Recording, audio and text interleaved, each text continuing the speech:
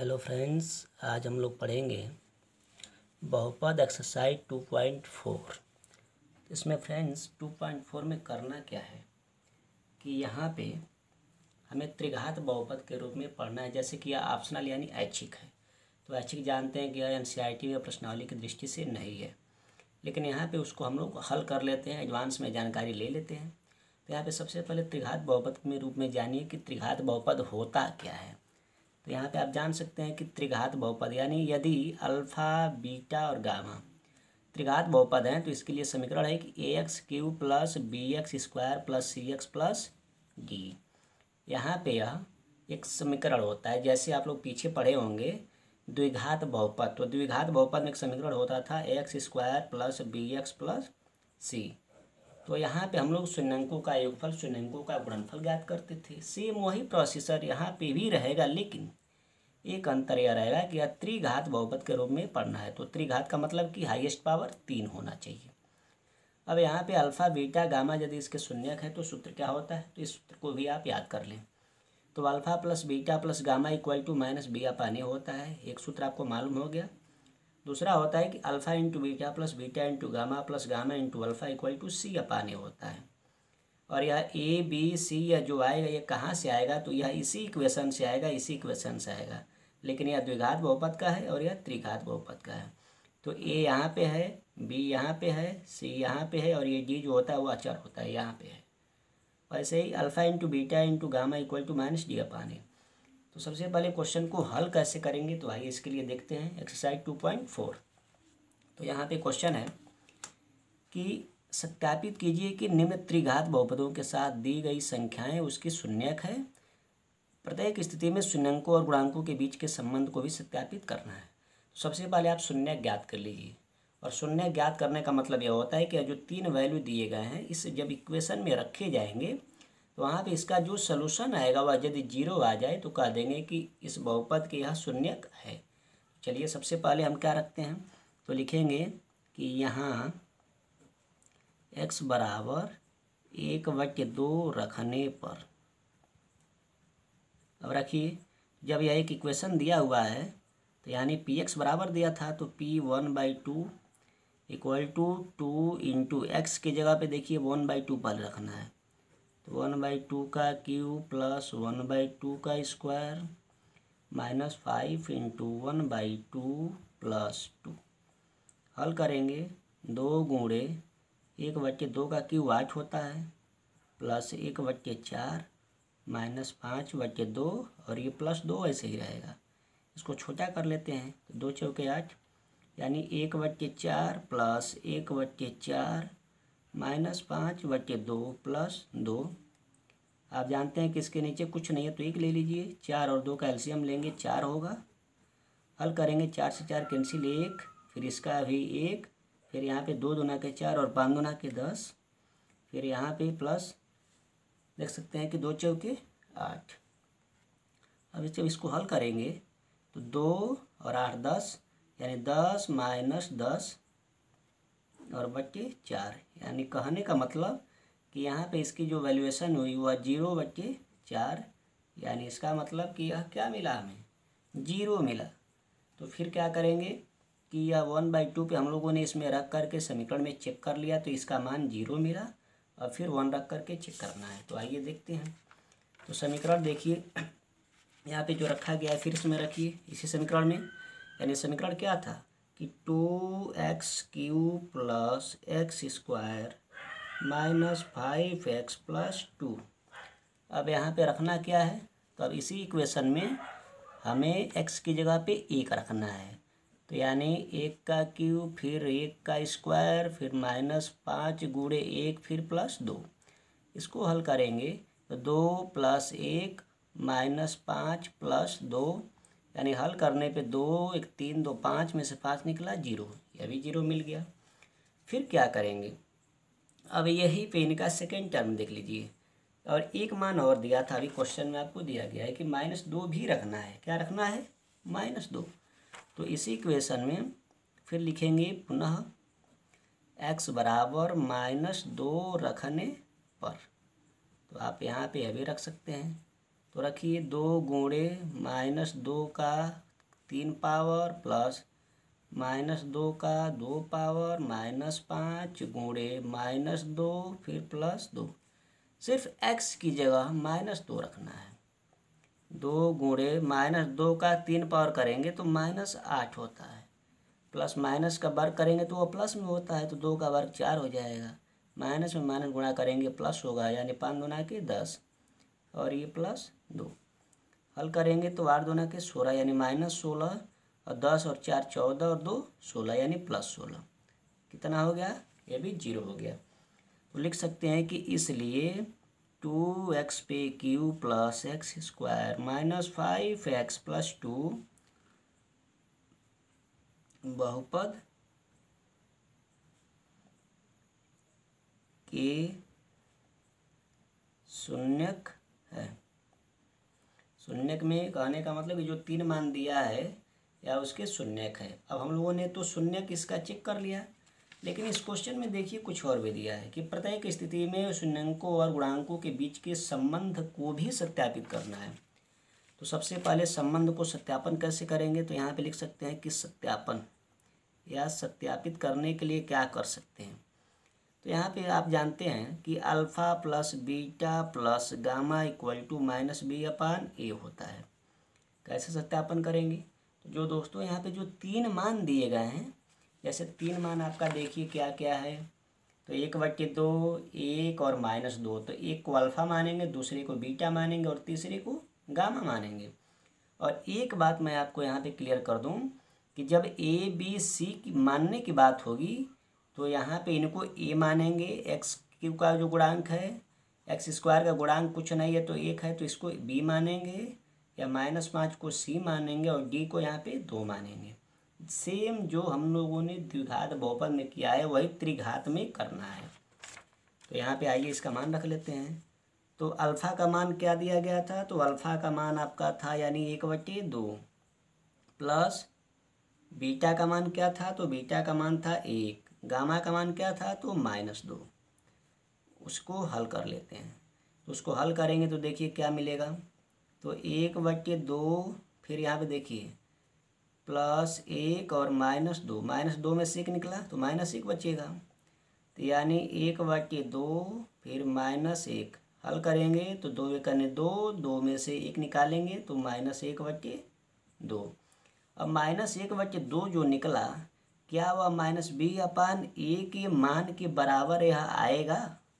तो इसका सत्यापन कर लीजिए। तो -1/2 बराबर, अब -b/a है, तो यहाँ से आप देख सकते हैं कि यहाँ पे आप एक कोटेशन बना लीजिए कि a बराबर 2, b बराबर 1, c बराबर -5 और d बराबर 2। वही चीज़ यहाँ पे रख लीजिए। तो -b, तो b का मतलब क्या है कि b का मान है 1, फार्मूले में होता है माइनस, तो माइनस रखेंगे, 1 रखेंगे, और a का मान कितना है, तो a का मान यहाँ पे 2 है। तो अब देखिए हम लोगों ने इसका सत्यापन कर लिया, यानी हमारे बाएं पक्ष का मान यानी alpha plus beta plus gamma का जो मान है वो -b/a के मान के बराबर है। तो एक मान का हम लोगों ने सत्यापन कर लिया। दूसरा फार्मूला क्या होता है? दूसरा होता है कि alpha into beta plus beta into gamma plus gamma into alpha equal to c/a होता है। तो अब इसके लिए क्या करेंगे, तो यहाँ पे आप समझ सकते हैं इसके लिए क्या करना है। तो अल्फ़ा वही रखेंगे, यानी क्या 1/2 इंटू बीटा का मान 1 दिया था, फिर बीटा का मान 1 और गामा का मान -2, फिर प्लस गामा का मान -2 और इंटू अल्फ़ा का मान यहाँ पे 1/2। सेम यही तीनों मान जो है हम 1/2, 1 और -2 जो क्वेश्चन में दिया है उसी को अल्फ़ा बीटा गामा मान करके उसी समीकरण में रखेंगे। अब यहाँ पे हल कीजिए पहले इसको। तो हल करने पे क्या मिलना चाहिए, तो आप देख सकते हैं कि 1/2 फिर -2 फिर यहाँ पे क्या मिल जाना चाहिए, तो -1। हल करेंगे तो 1/2 -3 हल करेंगे तो -5/2 मिलेगा। अब यह कैसे जानेंगे कि हमारा जो मान है वह सही है, तो सही चेक करने के लिए देखिए यहाँ पे करना क्या है। तो यहाँ पे करने के लिए एक ही तरीका है कि हम यहाँ पे जो यह C/A है इसको यहाँ पे मान के साथ रख सकते हैं। तो C/A का मतलब क्या होना चाहिए? तो C/A का मतलब आप जान सकते हैं कि C और A कहाँ से रखा जाएगा, तो पीछे आप क्वेश्चन में देख सकते हैं। तो C का मान है यहाँ पे -5, A का मान है 2। आप यहाँ पे लिख सकते हैं imply that C/A equal to -5/2, यानी -5/2 बराबर -5/2। कहने का मतलब कि ये भी हम लोगों ने सत्यापन कर लिया। अब हमें कोई डाउट नहीं है दोनों क्वेश्चन को सत्यापन करने में। अब रही बात, एक मान और है जिसको हमें चेक करना है, तो आइए हम उसको भी चेक कर लेते हैं। तो उसको कैसे चेक करेंगे, तो उसके लिए फार्मूला आपको दिखा दे रहे हैं। तो देखिए इसके लिए फार्मूला होता है alpha into beta into gamma equal to -D/A। Alpha का मान वही 1/2, बीटा का मान 1, गामा का मान -2। आप इसको हल कीजिए, हल करेंगे तो 1/2, फिर यहाँ पे -2, छोटा करेंगे तो -1 मिल गया। कैसे जानेंगे कि सही है? तो यहाँ पे आप देखिए 1/2 तो यह पूरा कैलकुलेशन इतने को किया गया तो -1 आया। अब -D/A क्या होता है? तो D/A के लिए देख सकते हैं कि D का मान वही क्या है, यहाँ पे 2 है और A का मान 2 है, लेकिन फार्मूले में क्या होता है माइनस, तो -2/2 यानी -1 बराबर -1। यह भी दोनों मान आपस में बराबर आ चुके हैं। तो दोस्तों इसका मतलब ये हुआ कि हम लोगों ने इसके मान को सत्यापित कर लिया। तो यदि किसी भी क्वेश्चन में इस टाइप का कोई भी प्रश्न हो तो आपको बेसिकली फार्मूला याद रखना पड़ेगा। अब आइए चलते हैं, अब दूसरे क्वेश्चन को हल करते हैं। तो दूसरा क्वेश्चन हल कैसे करेंगे, तो यहाँ पे देख सकते हैं दूसरे क्वेश्चन में दिया है कि x³ - 4x² + 5x - 2। इसके लिए भी 3 मान यानी अल्फ़ा बीटा गामा दे दिया है। तो इसको हल करने का तरीका क्या है? तो सबसे पहले आपको यह जानना पड़ेगा कि अल्फ़ा बीटा गामा जब दे दिया है और यहाँ पे क्वेश्चन में स्टार्टिंग में ही कह दिया गया है कि बहुपदों के साथ उनके शून्यक है और शून्यंकों के साथ उनके गुणांकों के बीच संबंध को सत्यापित कीजिए। तो यहाँ पे हल कर लेते हैं। a बराबर x³ का गुणांक 1 ले लीजिए, b का मान -4 लीजिए, c का मान 5 और d जो अचर है वह -2। अब सबसे पहले हम क्या करेंगे, तो सबसे पहले यह मान को रखेंगे। तो रखिए, सबसे पहले 2 रखना है, तो p यहाँ पे 2 बराबर, यहाँ पे जितने भी x के टर्म हैं वहाँ पे 2 पहले रखेंगे। तो 2 का क्यूब -4 इंटू यहाँ पे 2 का स्क्वायर भी करेंगे, +5 इंटू 2 करेंगे, फिर -2 करेंगे। अब यहाँ पे देख सकते हैं कि 2 का क्यूब 8 माइनस 2 का वर्ग 4, 4 चौके 16, फिर +10 -2। अब यहाँ पे देख सकते हैं कि 10 और 8 18, 18 में से 2 निकला 16, यानी 16 - 16 यानी क्या मिला हमें 0 मिल गया। फिर क्या करेंगे कि यह जो दूसरा वैल्यू दिया है इसका मान हम इस पूरे x के समीकरण में रख लेंगे। लिखेंगे पुनः x की जगह पे 1 लेने पर, तो जब 1 लेंगे तब क्या मिलना चाहिए, तो 1 का 3 पावर -4 गुणे 1 का 2 पावर +5 गुणे 1 -2।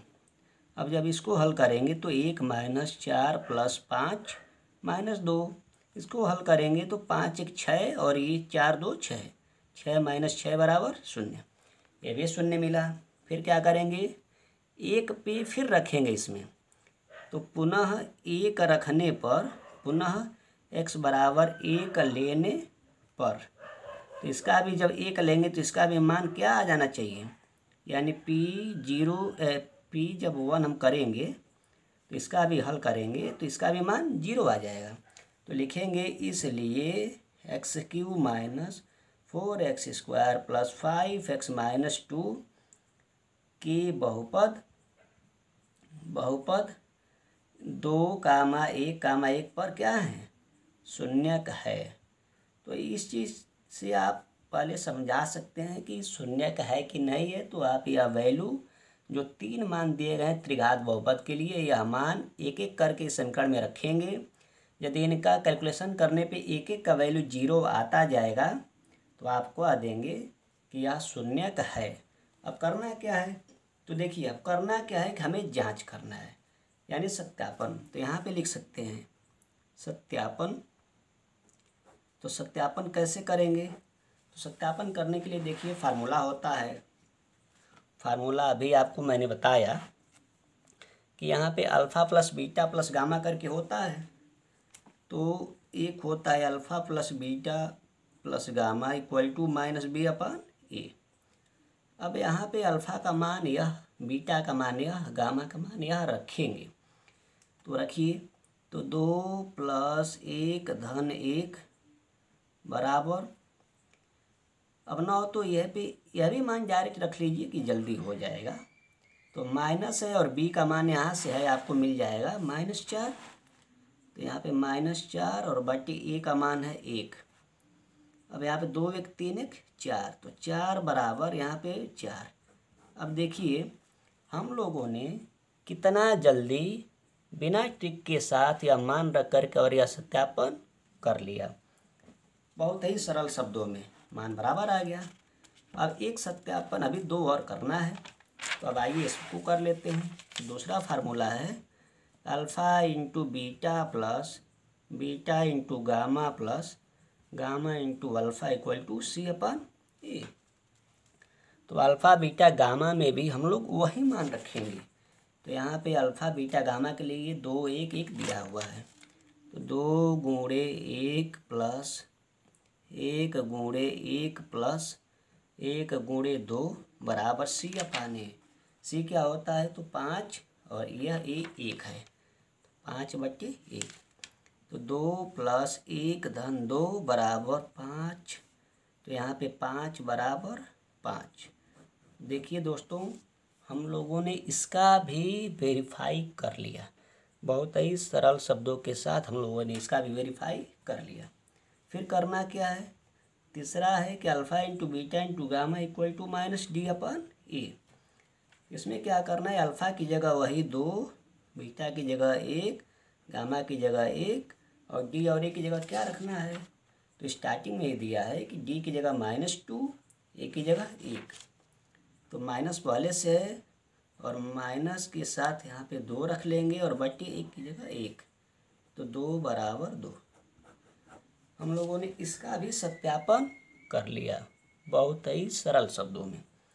तो कहने का मतलब कि आपको जब भी त्रिघात बहुपद से संबंधित कोई सवाल दे तो वहाँ पे 3 मूल आपको दिए रहेंगे, यानी अल्फ़ा बीटा और गामा। तो अल्फ़ा बीटा गामा दिया रहेगा, फार्मूले में आप रखेंगे। फार्मूला क्या है, तो फार्मूला यह तीनों याद रखिए, इसमें रखेंगे, आपके मान का सत्यापन हो जाएगा। और 100% इस पर जो भी सवाल आए इसको आप लोग करने का प्रयास करें।